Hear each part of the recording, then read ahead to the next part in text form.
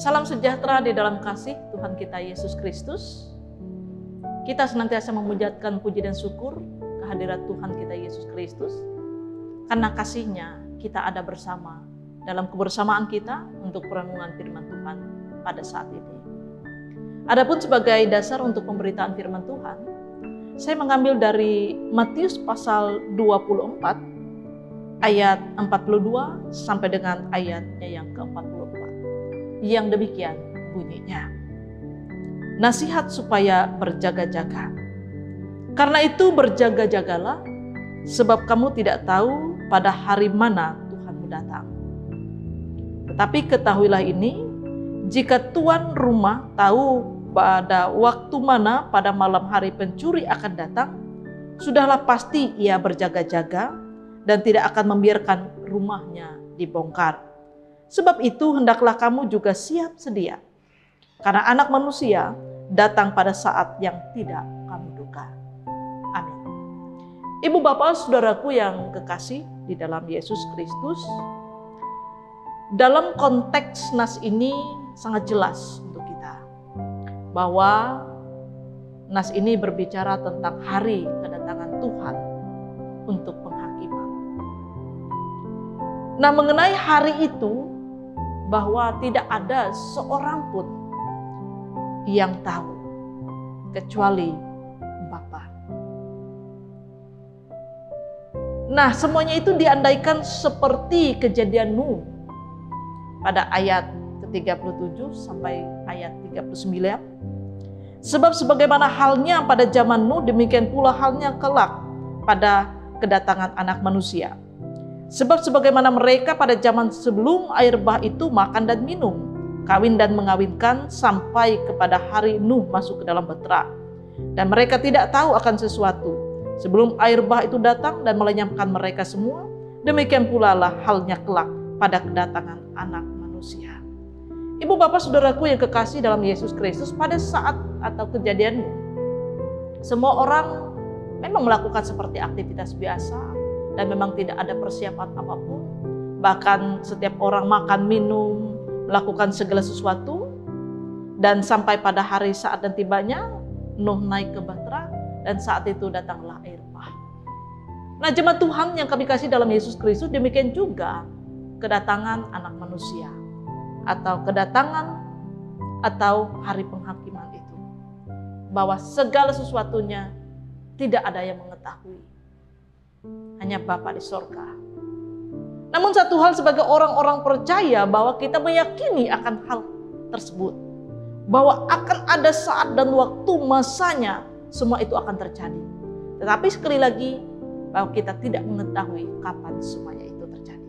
Namun pasti akan terjadi masa dan waktunya itu. Nah, Bapak Ibu Saudaraku yang kekasih dalam Yesus Kristus, oleh sebab itu menunggu semuanya itu terjadi, tentunya kita sebagai orang yang percaya, kita diingatkan ada beberapa hal.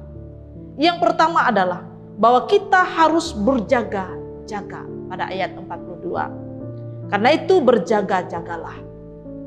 Kita harus waspada, kita harus berhati-hati.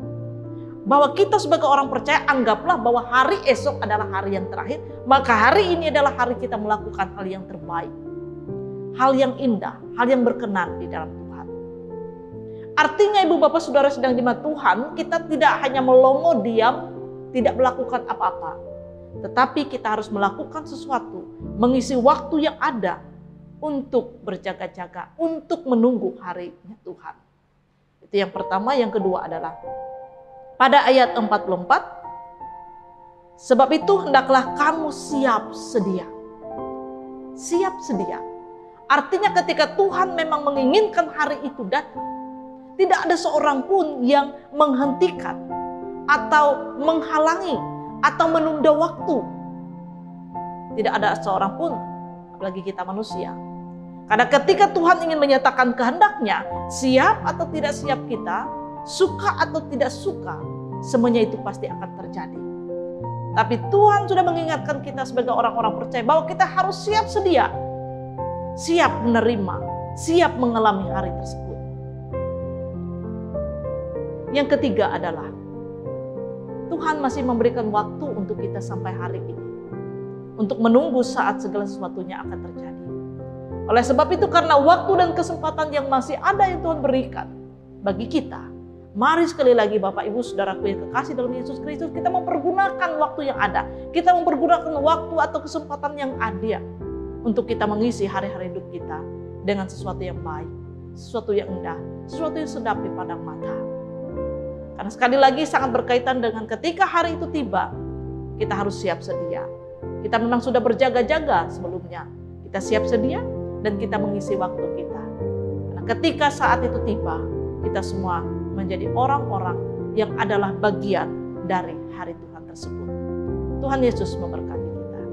Amin. Mari Bapak Ibu Saudaraku yang kekasih dalam Yesus Kristus, kita bersatu di dalam doa. Kita berdoa. Tuhan Allah kami di dalam Yesus Kristus, pada saat ini Tuhan kami sujud syukur bersimpuh di hadapan-Mu ya Tuhan. Kami mengucap syukur atas kasih karunia dan anugerah-Mu Tuhan dalam kehidupan kami. Sehingga kami dimampukan selalu untuk melewati hari-hari yang sukar.